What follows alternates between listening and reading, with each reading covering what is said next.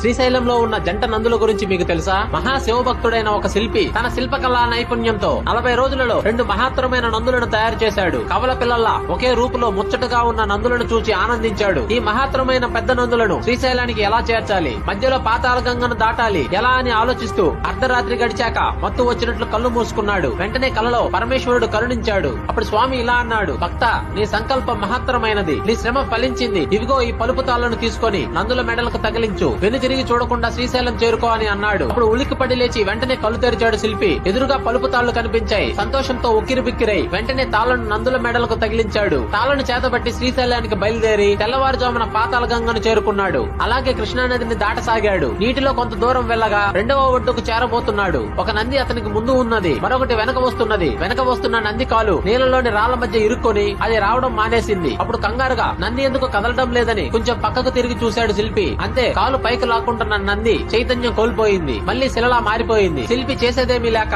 దానిని అక్కడే వదిలేసి ఒక నందితోనే శ్రీశైలం చేరాడు. ఇప్పుడు శ్రీశైలంలో ఉన్న నంది ఆ శిల్పి తయారు చేసిందేనని చెప్తారు. రాళ్ల మధ్య నుండి కాలు పైకి లాక్కుంటూ శిలగా మారిపోతున్న నంది ఉబ్బలి బసవన్న అని పిలువబడుతూ ఇటీవల కాలం వరకు భక్తులకు దర్శనమిచ్చేదట. శ్రీశైలం ప్రాజెక్టు వల్ల పాతాళ గంగలో మునిగిపోయిన నంది 700 అడుగుల లోతులో నీటిలో ఇప్పటికీ